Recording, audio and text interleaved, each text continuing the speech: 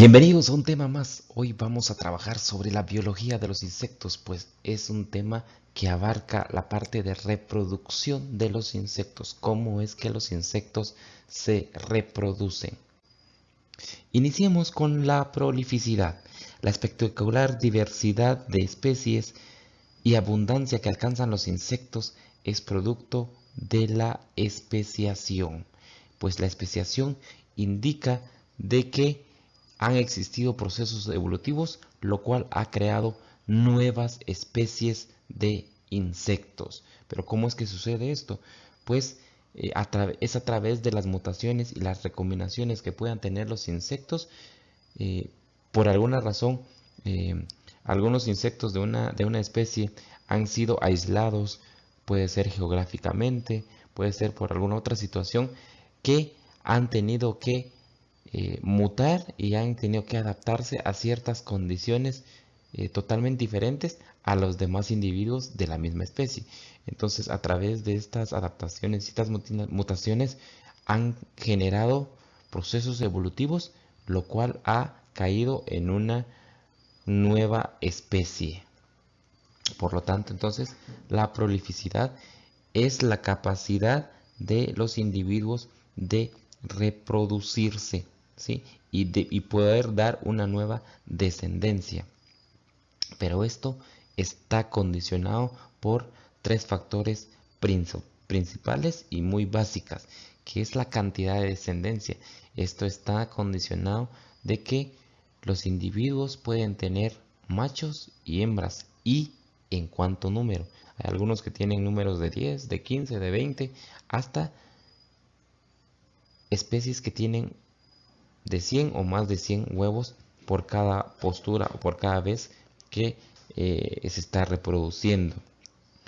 También está el factor tiempo que demoran los individuos en su desarrollo de huevo a adulto. Este es clave porque está condicionado por el ciclo de vida de los insectos, pues entre más corto sea el ciclo de vida, más capacidad tiene para poder aumentar su población. Además, la cantidad de hembras resultantes. Esto es un factor clave porque la hembra es la que tiene la capacidad para poder reproducirse. Por lo tanto, mientras más hembras hayan, más capacidad tiene esta especie para poder aumentar su población. Entonces, si hablamos un poco de la cantidad de descendencia, este primero eh, es determinado por los últimos dos, o sea, es el factor tiempo y el factor de cantidad de hembras resultantes, ya que la hembra alcanza el estado adulto, puede dar nueva descendencia. Por otro lado, es evidente que los machos no contribuyen a aumentar la prolificidad y la proporción en que ellos aparezcan no es tan significativo en relación a esta especie, a este aspecto de prolificidad. Por lo tanto, entonces podemos decir de que la prolificidad está condicionada básicamente por el tiempo o por el ciclo de vida que tienen los insectos y también por la cantidad de hembras resultantes. Entonces, estos son los factores claves que podemos distinguir cuando hablamos de prolificidad. Siguiendo con la forma de reproducción de los insectos, debido a que tenemos una gran cantidad de especies, pues su forma de reproducción es totalmente diferente de una especie a otra. Pero en términos generales los insectos son ovíparos, ponen huevos aislados o en paquetes, aunque existen algunos modos muy especiales que no vamos a entrar en detalle para este curso. Vamos a tener una primera forma de reproducción que es la viviparidad. La viviparidad es un tipo de reproducción donde los huevos se desarrollan dentro de la hembra, lo cual produce ninfas o larvas. Entonces pueden dar vida directamente a una larva o a una ninfa. Pero hay una forma especial también de viviparidad que es la ovoviviparidad, donde los huevos hacen eclosión poco tiempo después de puestos. Esto porque han comenzado su desarrollo en el interior de la hembra y entonces al momento de que son puestos empiezan a convertirse ya en pequeñas larvas. Por otro lado tenemos la partenogénesis. La partenogénesis también la podemos encontrar con el nombre de reproducción virginal y es aquella en la que el óvulo tiene la capacidad de desarrollarse sin que haya sido fecundado. Y vamos a encontrar tres formas o tres tipos de partenogénesis. Vamos a encontrar la arenotosis. La arenotosis es aquella reproducción donde la descendencia se compone exclusivamente de individuos masculinos, por ejemplo, en las abejas. La arenotosis entonces solo nos van a dar machos. Y el ejemplo más claro es en el caso de las abejas. Pues resulta que las obreras, cuando no encuentran la reina, empiezan a ovipositar.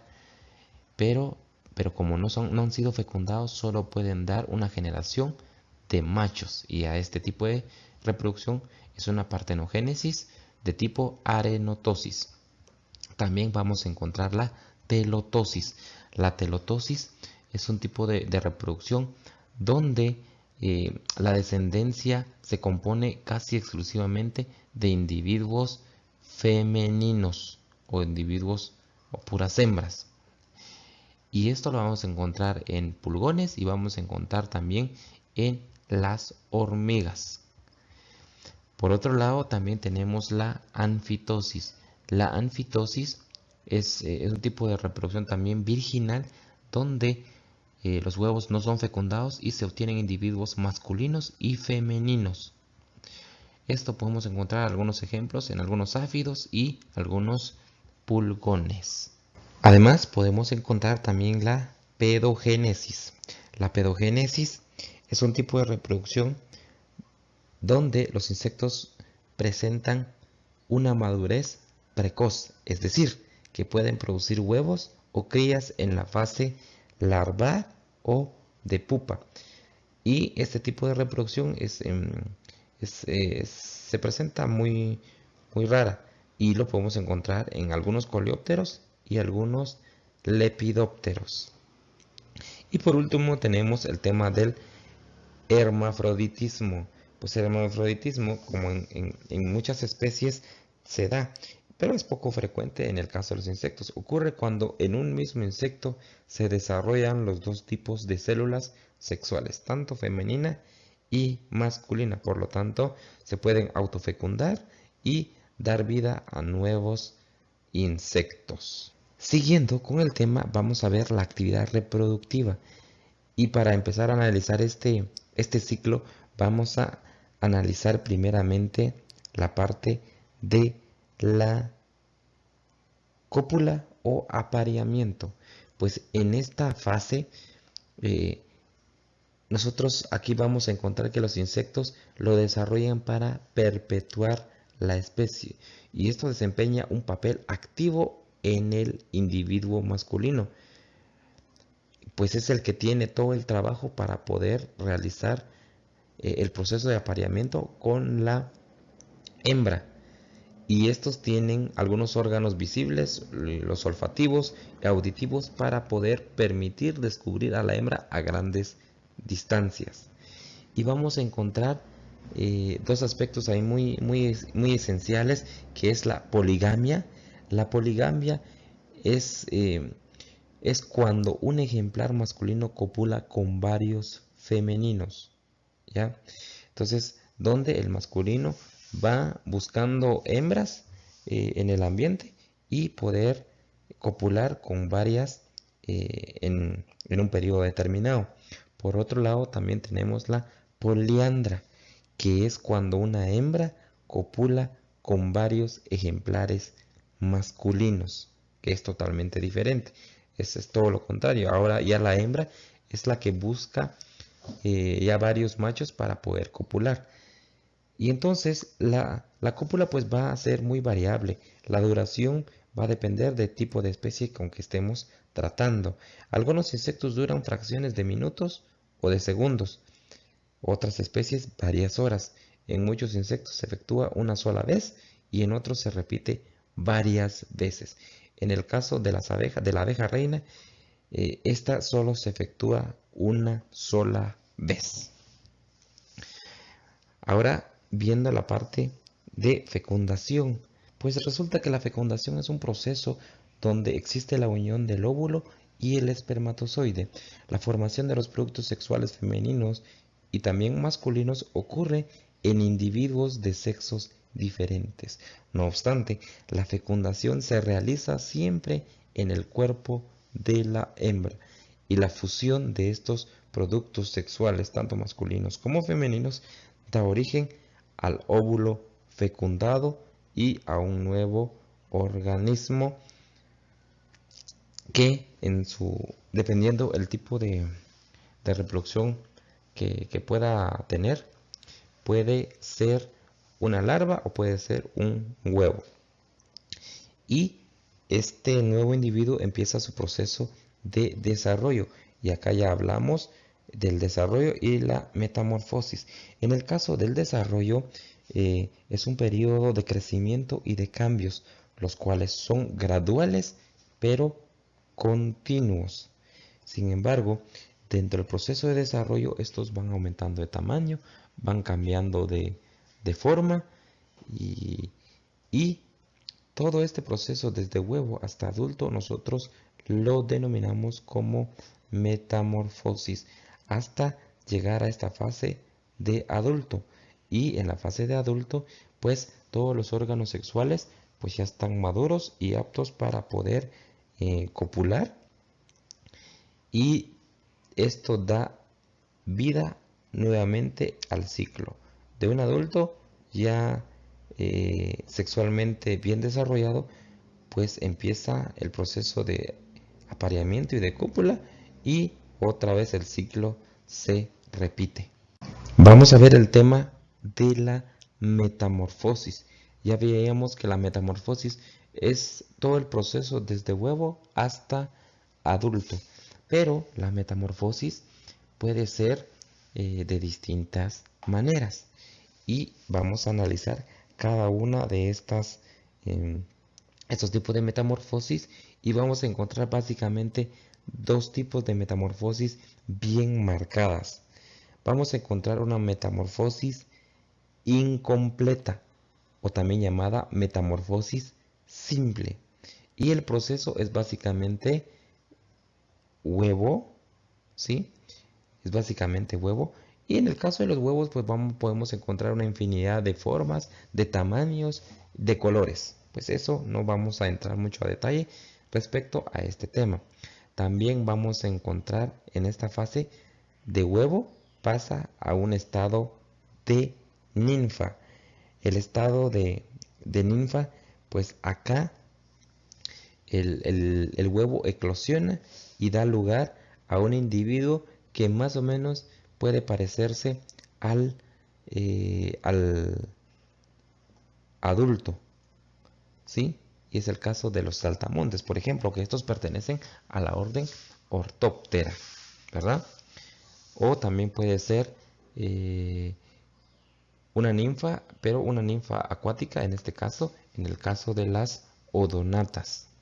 Pero eso vamos a entrar un poco más a detalle respecto a este tema. Y finalmente llega a la fase de adulto, ¿ya? Ahora analizaremos también la metamorfosis completa. La metamorfosis completa, esta sufre no solo 3 procesos, huevo, ninfa, adulto, esta sufre 4, pues esta pasa por la fase de huevo, ¿sí? Cuando es puesto, fase de huevo, pasa a una fase de larva, ¿sí? Pasa en una fase de larva, y vamos a analizar aquí esas fases de larvas que podemos encontrar en este tipo de metamorfosis completa. Básicamente vamos a distinguir 4 tipos de larvas. Vamos a encontrar un tipo de larva escarabiforme, ¿sí? El tipo de larva escarabiforme pues tiene un cuerpo más o menos cilíndrico. Es poco esclerotizado, que eso quiere decir de que no es muy duro, pero sí tiene un color blanquecino, que normalmente está curvada en el último segmento y normalmente es relativamente grande. Tiene patas acortadas, ¿sí? Y suelen vivir en el suelo cerca del alimento normalmente son tejidos vegetales, madera, ¿sí? Y esto es muy frecuente en coleópteras, ¿sí? También podemos encontrar un tipo de larva vereiforme, ¿sí? Las larvas tipo vereiformes son muy conocidas en el caso de dípteros, ¿sí? Himenópteros y algunos coleópteros. En este caso, estas larvas no poseen apéndices locomotoras, quiere decir, no poseen patas o pseudopatas. Aunque a veces pueden presentar falsas patas en el abdomen. Entonces, es posible que sí las presenten, pero de repente no son muy visibles. Pero las 3 patas que al final van a tener como adulto no las presenta. Por otro lado, también tenemos eh, algún ejemplo de campodiforme, que es otro tipo de larva. Este tipo de larva tiene el cuerpo alargado, aplanado, con antenas predominantes. Estas sí tienen antenas o tienen algunos cercos. Tienen patas torácicas adaptadas para correr, propio de coleópteros. Este es un tipo de larva que se presenta en coleópteros. ¿Ya? A veces son un poco más aplanados y un poco más cortos. ¿Sí? Va a depender del tipo de especie con que estemos trabajando. También, por último, vamos a tener un tipo de larva tipo eruciforme. El eruciforme es típico de en lepidópteras, ¿ya? En este caso, las larvas eruciformes tienen el cuerpo cilíndrico con patas torácicas cortas, típico de lepidópteros. En el caso de los lepidópteros son denominados orugas, pues este tipo de larva son las que nosotros denominamos orugas. Bueno, siguiendo con el proceso, vamos a encontrar ahora no solo larvas, sino que también vamos a encontrar pupa. Y analicemos entonces los tipos de pupa que vamos a encontrar en la naturaleza, ¿sí? Básicamente vamos a encontrar 3 tipos de pupa, ¿sí? Vamos a encontrar un tipo de pupa obtecta, ¿sí? El tipo de pupa obtecta, que es la que tenemos acá, es un tipo de pupa donde se distinguen parte del cuerpo, ¿sí? Son fáciles de reconocer, pero a diferencia de la exarata,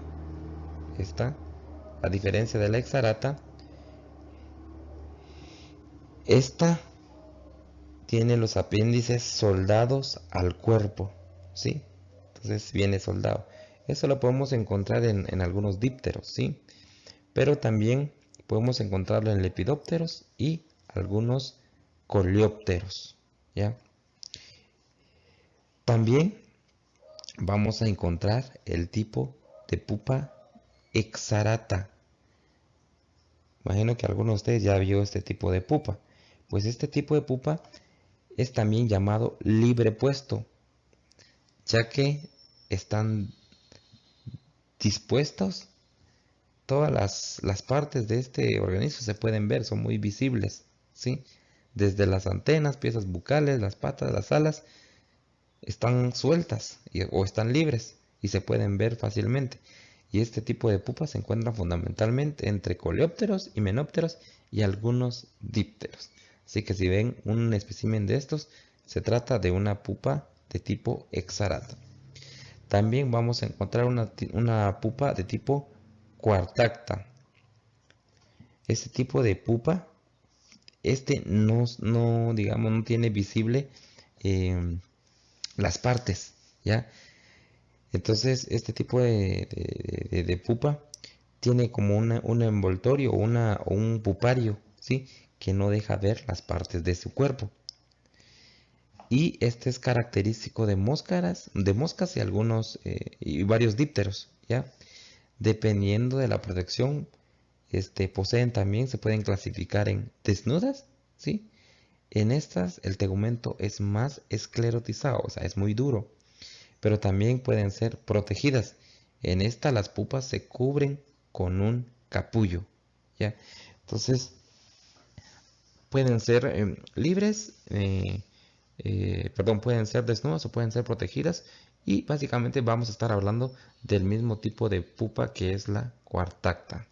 Vamos a hablar del tipo de metamorfosis. Decíamos que se dividen en dos grandes grupos: metamorfosis incompleta o simple y también la metamorfosis completa. Analizando la metamorfosis incompleta vamos a encontrar varios tipos de metamorfosis incompleta y tenemos el ametábolo.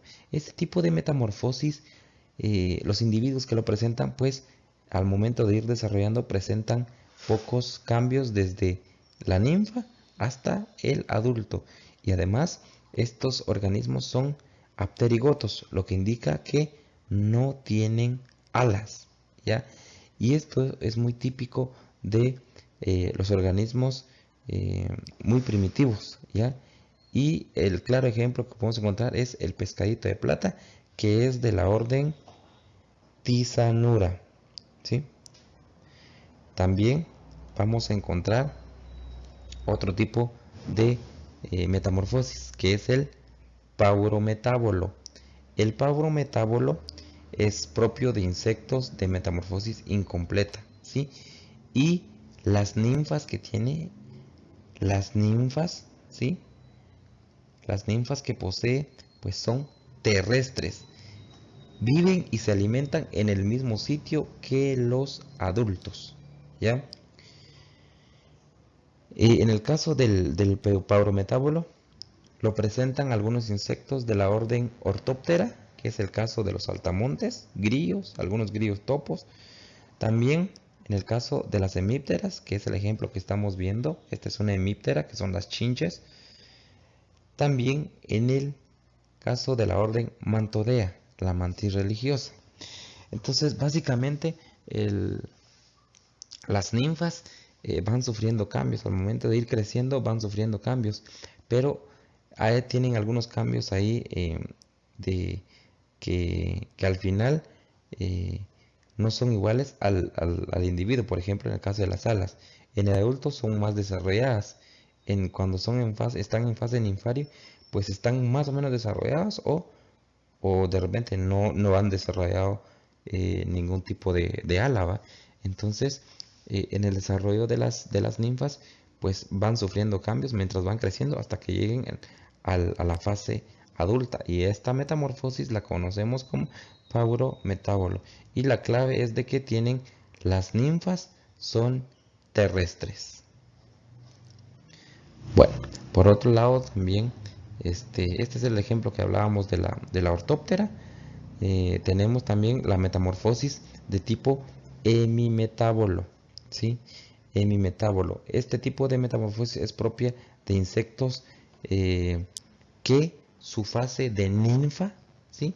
Su fase de ninfa lo desarrolla en el agua, ¿sí? La ninfa es acuática. Y esta ninfa acuática nosotros le vamos a llamar náyade. Esta ninfa adulta nosotros le vamos a llamar náyade. Y es que esta es acuática, ¿ya? Y por lo tanto su respiración es por medio de branquias, ¿ya? Es por medio de branquias.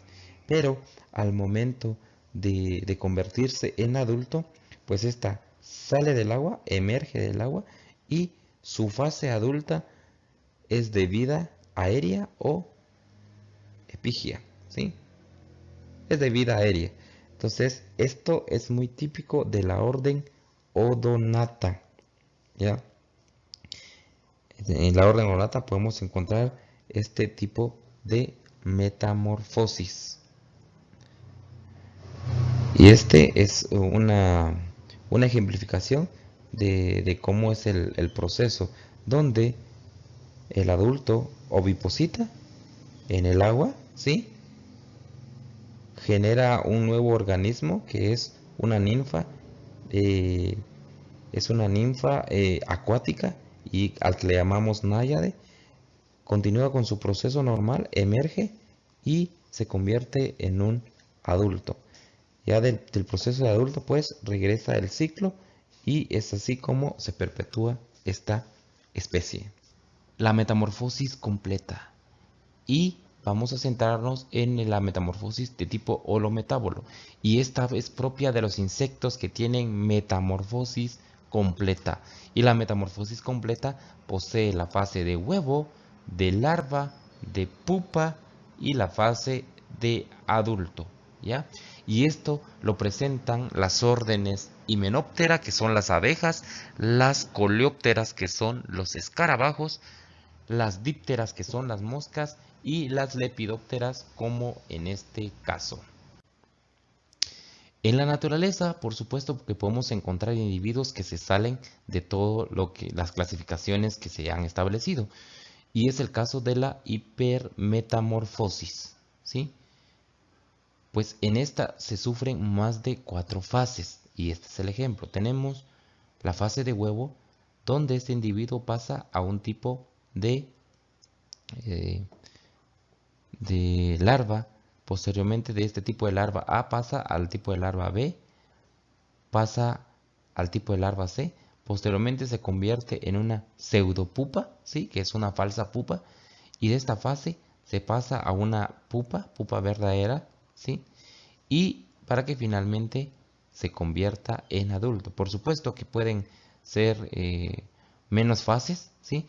Pero siempre y cuando que sean más de 4 fases, como lo que normalmente nosotros conocemos, vamos a estar hablando de una hipermetamorfosis.